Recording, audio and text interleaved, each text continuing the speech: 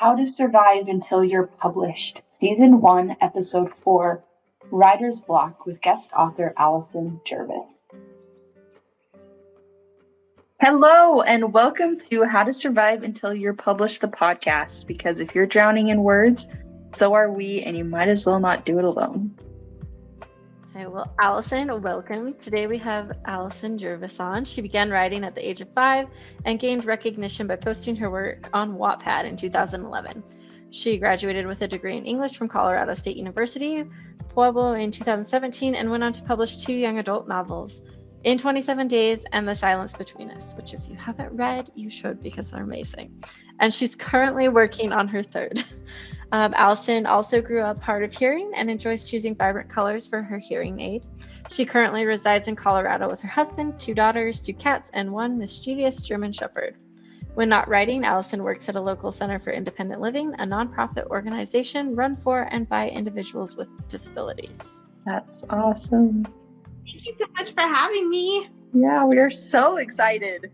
I got to put a plug right here. I just finished 27 Days the other night. I finished it at 1 a.m. because I could not stop reading it. It was so good. Oh, okay. If you haven't read it, you have to read it. It is so good. Yeah, we are so excited. So what we're talking about today is writer's block, which can be a really scary and daunting thing. So first question.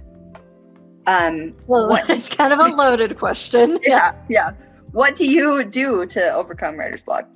That is such a good question, but also one that's super hard to answer because I do lots of things depending on what I'm feeling in the moment. So I can just share with you, in the effort of transparency, I sobbed all of today because of how my new manuscript is going and just the struggles that I've been having because writing is hard even at the best of times. So sometimes I legitimately cry a lot. And then once I get that physical release out and I've sobbed for an hour and then maybe I take a nap, sometimes I come back feeling better.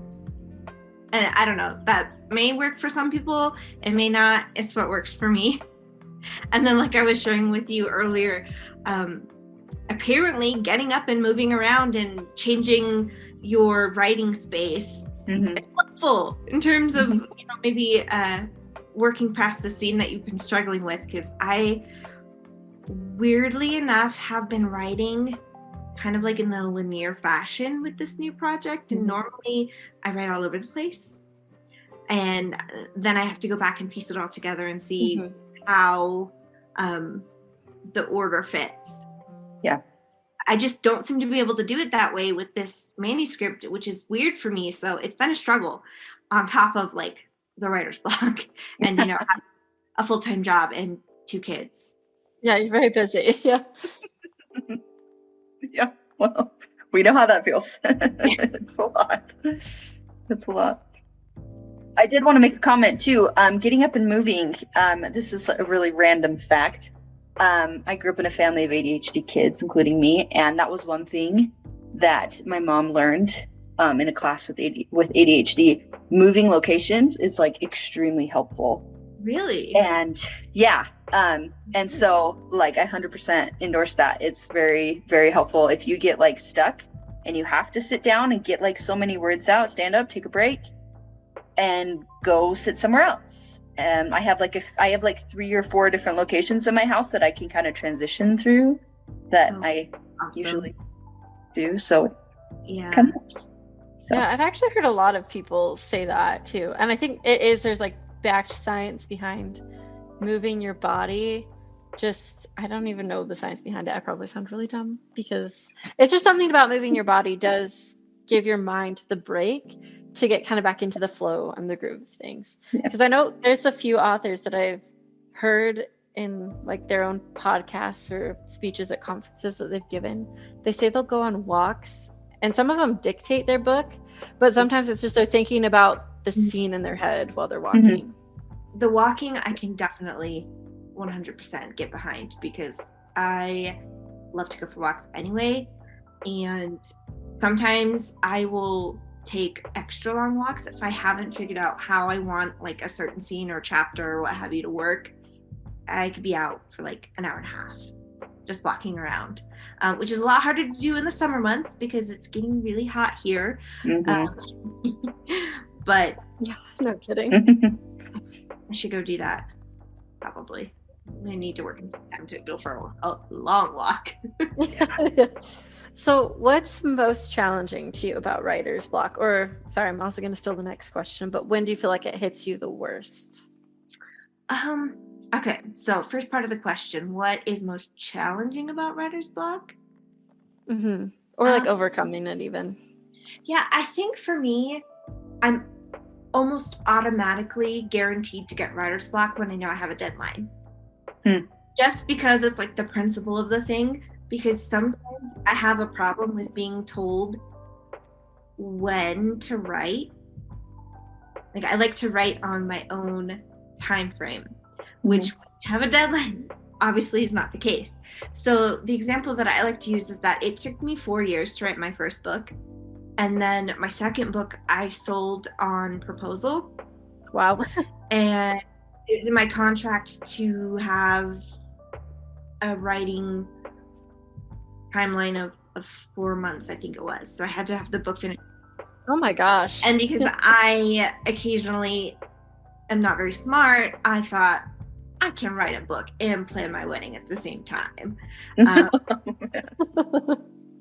I did do it, but did I do it well is the question. And if you ask my husband, he would say maybe not so much because there was also many tears throughout that whole process.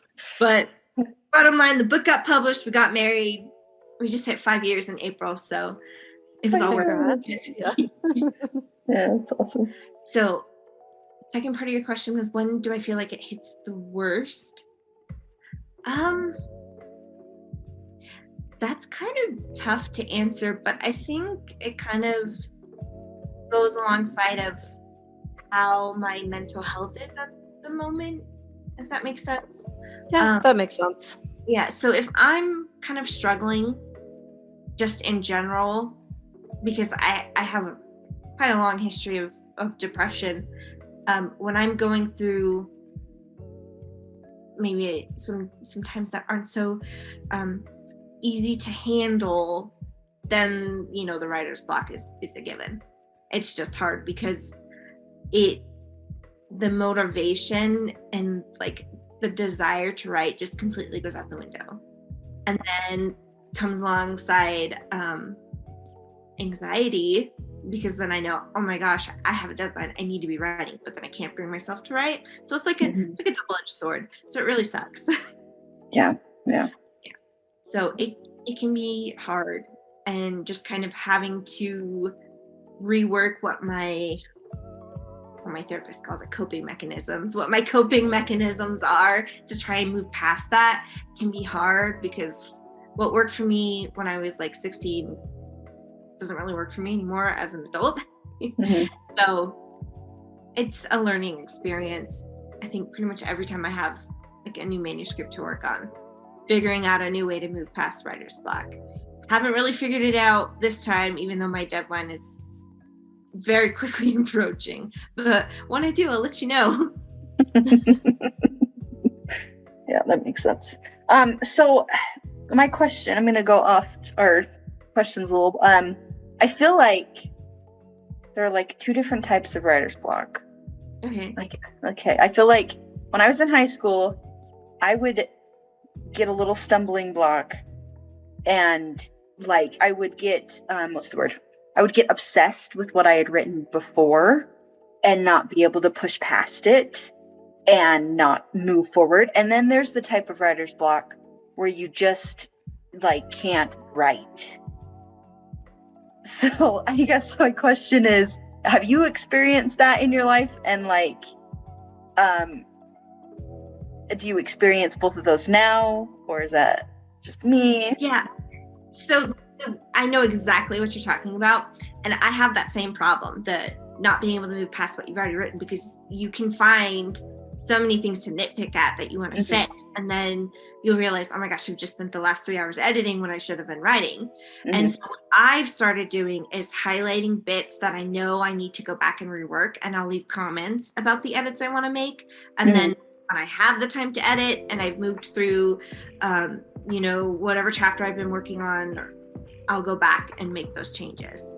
Yeah, I think that's a great idea, like having a change document, that you can kind of, it's letting your brain set it aside so you don't forget it. Because I don't know about you, but sometimes I'll be like, oh, this is how I need to change something, and if I don't write it down, it's out the window. And if I even return to it 10 minutes later, it's like, oh, that was a good idea, but what was it? Yeah.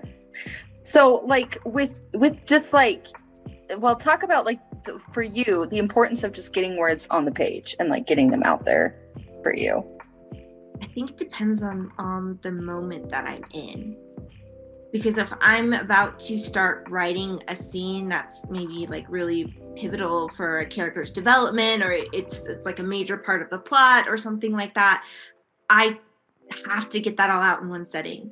Because if I stop and I have to go do something else, then I lose my rhythm, and then when I come back, it's not going to be the same. Yeah. So that is really, really, really important, that I just have to like pound it out, even if, I don't know, my dog's barking in the background or my daughter's screaming about Toy Story or whatever. Like, I have to keep doing it. But then other times I just kind of give myself some grace and write as much as I can. How many words that is in the moment. Yeah, that's awesome. That's great. Yeah.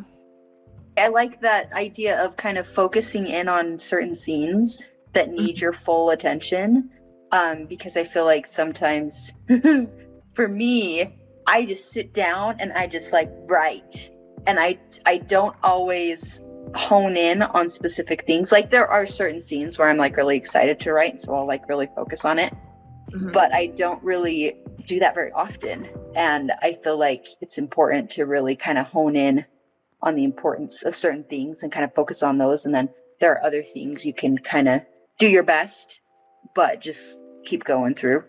So, well, I think like that intent really shows through in your characters and your stories, Allison. I know like your published manuscript probably goes through a lot of edits and reworks and all of that, and that's like a part of it.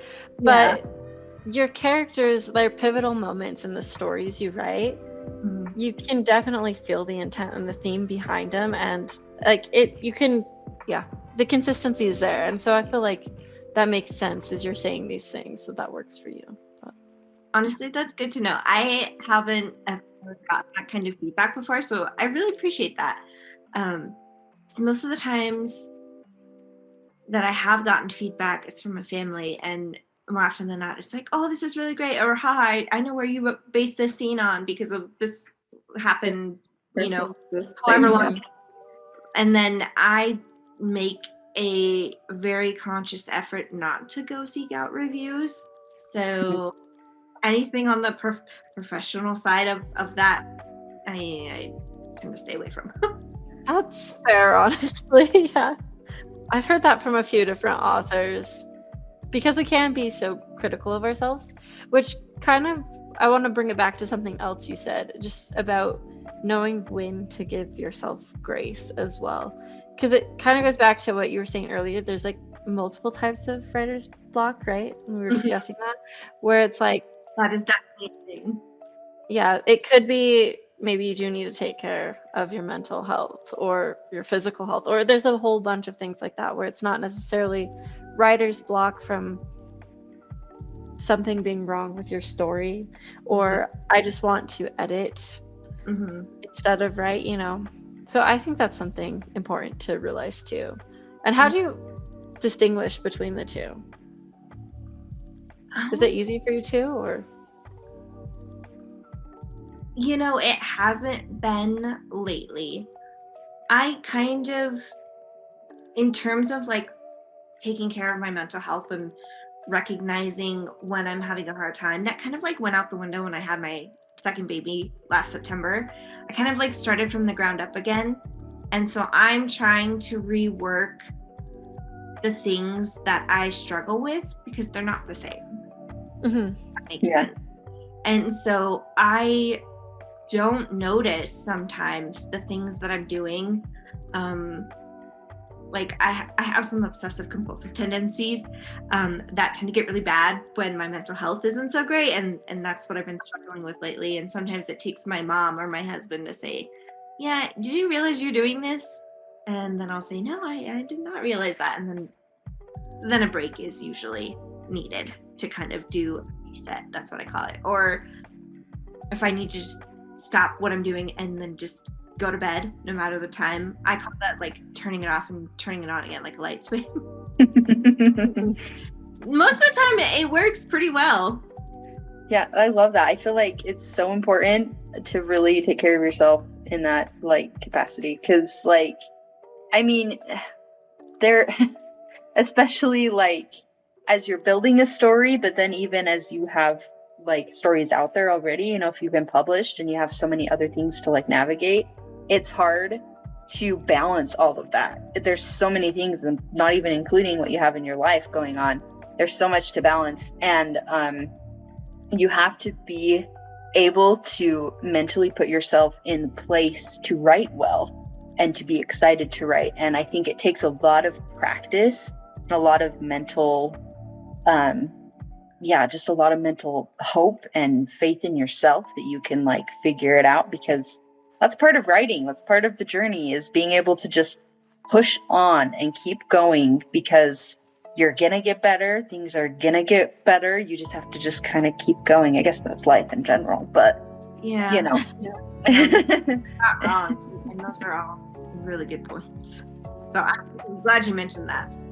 Yeah. So kind of like switching directions now. Writer's block that comes from issues in your manuscript. Have you ever faced writer's block where you realize it's either something's wrong with the character fundamentally, or there's something that's not quite working with the plot?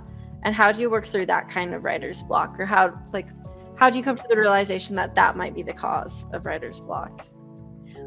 So when I've experienced that, it's usually when I've gotten a round of edits back from my editor and they've left notes that say, I see where you're going with this, but this is not going to work. You're going to need to figure out how to do this. Go back to square one.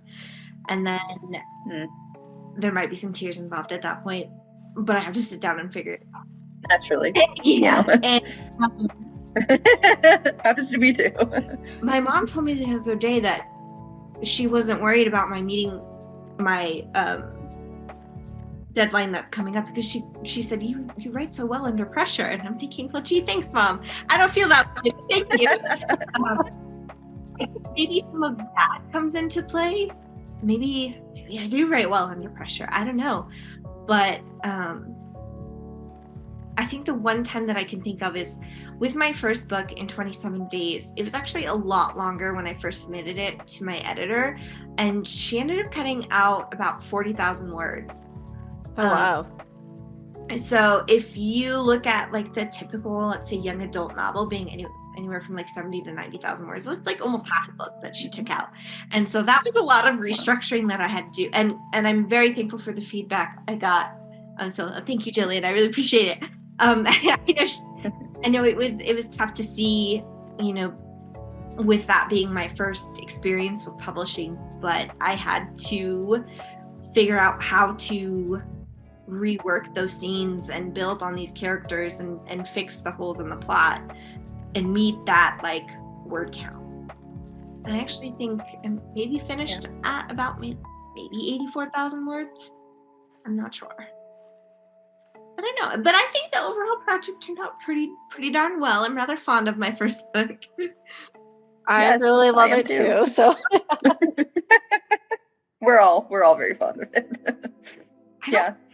I feel like you're right. It's just, it kind of takes a little bit of, you just kind of have to work with what you get and what's, with the feedback that you get, and you have to kind of be creative in the way that you have, with the way that you restructure everything. And I think it's important to keep perspective in mind. Like when you're getting feedback from an editor, they're not doing it to be mean. They're doing it because they want you to bring the best into your writing, if that makes sense. Yeah. So, so what advice would you give to writers who always seem to get writer's block that prevents them from finishing a first draft? So like new writers that are just starting, how do you get past like to finish that first draft? Because I feel like that is a pivotal moment in a writer's journey, is just finishing your first draft of your first book. What advice would you give to them? Well, I think it's important to keep in mind that when you're writing because you have a story to tell, and that you should remember that it's your story. You should tell it the way that you want to tell it. So don't worry about what an editor will think. Don't worry about what readers will think. Don't worry about your grammar or your punctuation or whether or not the project will sell or something like that. Just write your story because you're writing for a reason. And so with that being said, I'd be gentle with yourself, especially if it's your first project, because nobody's first manuscript is a gem. I, more often than not, call my manuscripts like a hot pile of garbage.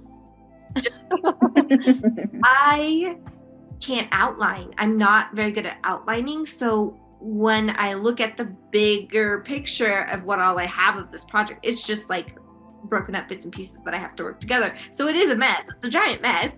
But, with some tender love and care, it makes its way into a finished project. But if that works for you, don't give up and, just keep persevering. You'll figure out the best way that you operate as a writer, and whether that's outlining or working chapter by chapter or working scene by scene, whether that's from starting from the end of the book and then jumping back to the beginning. I would just say go where the words take you. If you're not feeling like a scene that you're trying to write, go write something else. I feel like I kind of just went off on a tangent there, so I apologize. Oh, you're good. I love it. It's a good tangent.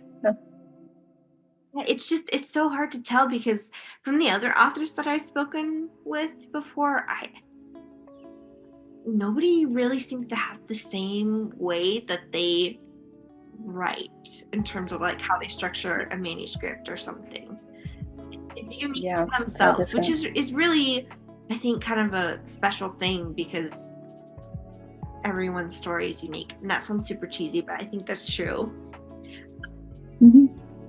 Which leads me to be proud of what you write. It's awesome. I love that. Yeah, there's a lot of tips that I've heard over the years, but I don't know what's going to work for everyone.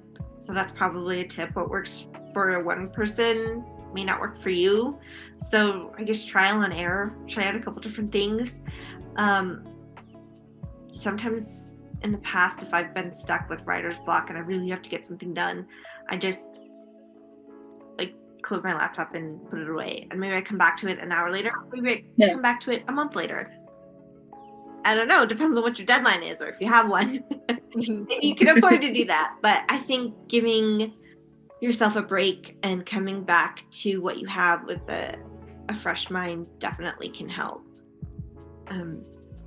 And like we talked about earlier, going for a walk, getting a change of scenery. Maybe it's finding someone that you can share what you have written with and they can give you feedback. I don't know. There's just so many different things you could do. But now that I'm thinking through all of them, I'm like, what, should I say that? Because maybe it's weird. No, yeah, you're good.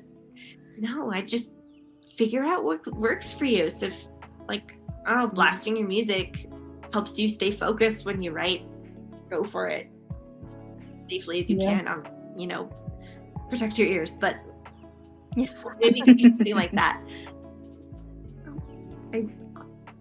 You never know. That's great, honestly. Yeah. I especially love just what you said about writing for you, because I think a lot of times in the writing world we do get so caught up with, I want to publish this. Well, if I do get an agent, I don't know if it will sell, and we get so caught up in all of these things and being so self-critical of our work as well, and it just not being for someone else, that we forget that we started writing for ourselves and for a reason in the first place.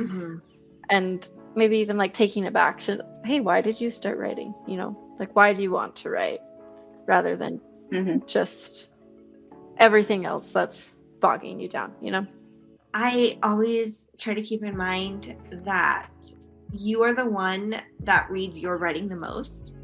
So of course you're going to think it's boring and that it sucks because you spend all your time with it.